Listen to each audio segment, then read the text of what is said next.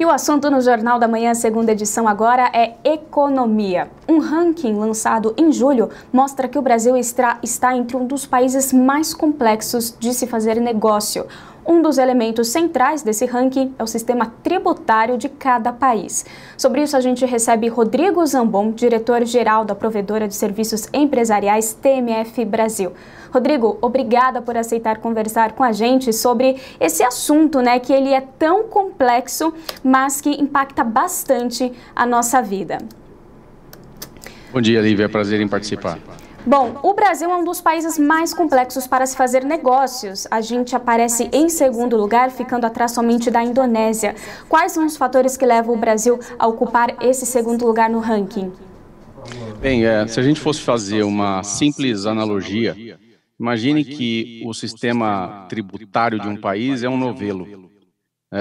Então, quanto maior, mais cheio de nós esse novelo, mais difícil desatar, né? Então, o que a TMF realiza é um estudo anual que mede a complexidade de reportar impostos, contabilizar impostos e a facilidade ou dificuldade de se contratar e demitir funcionários. Então, medidos por esses critérios, o Brasil está ranqueado como o segundo país mais complicado. Significa dizer que o Brasil é um novelo maior, né, de maior diâmetro, mais difícil de ser desatado. E isso, obviamente, onera empresas, né? Há um estudo interessante feito pelo Banco Mundial que diz que empresas típicas no mundo processam seus impostos com uma carga horária, digamos, de 240 a 250 horas.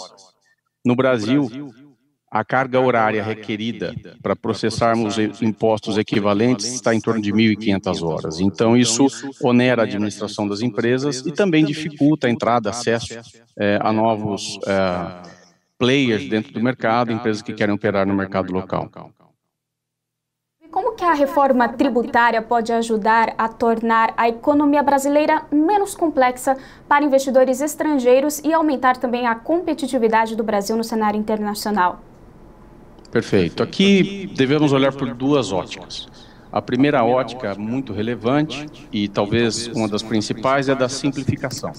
Então, das propostas em curso, sem ser muito detalhado, o que elas propõem é a unificação de uma quantidade de impostos para um sistema de tributação sobre valor agregado. Significa dizer que hoje sobre aqueles diversos impostos da seara municipal, estadual e federal, que eles seriam reduzidos dentro de um sistema de coleta mais unificado e simplificado. Então, isso assegura o quê? Assegura mais equidade no recolhimento e na distribuição dos recursos, mais harmonia, mais simplificação. A segunda ótica é uma ótica de desoneração. O Brasil não é somente um país complexo, é um país cujo ônus de impostos ele é elevado, é um país oneroso. Então, também há a perspectiva de que, se taxando uma base econômica mais ampla, o percentual de imposto sobre uma base maior abaixa e a chance de o governo recolher mais impostos também aumenta. Também há uma análise muito interessante dentro dos comitês do governo que diz que, se a gente conseguir o sucesso a ponto de poder fazer com que o governo taxe menos sobre uma base muito maior, que isso ajudará, inclusive, no crescimento da economia e, ao cabo de uma geração, digamos, por volta de 2040, talvez tenhamos uma redução bastante significativa da dívida pública do Brasil, tornando, inclusive, o Brasil mais competitivo. Rodrigo, o presidente da Câmara dos Deputados, Rodrigo Maia, disse nesta semana que o Congresso Nacional precisa definir quais são suas prioridades e que o foco tem de estar no teto de gastos e na reforma tributária. Como que você avalia a condução dessa pauta pelo governo até o momento?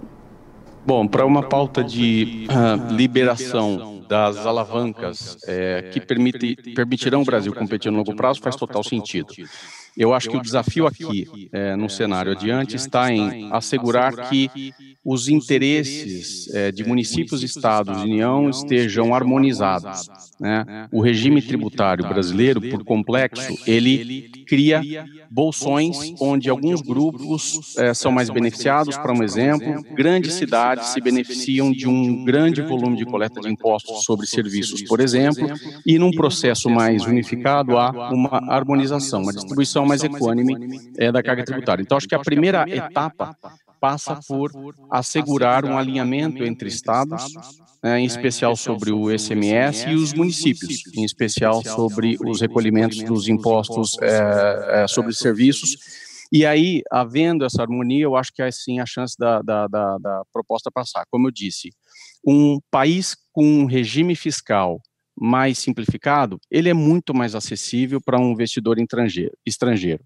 Então, a TMF, ela ajuda a simplificar as complexidades do mundo, ajudando investidores a entrarem no mercado brasileiro. Então, o que a gente percebe é que sim, há um grande interesse e certamente haverá muitas portas abertas para novos investimentos, dinheiro novo entrando e fortalecendo a economia brasileira.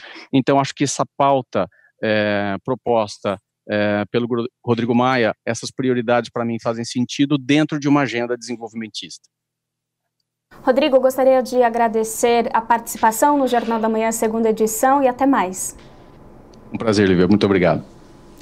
Nós conversamos com o Rodrigo Zambon, diretor-geral da Provedora de Serviços Empresariais TMF Brasil.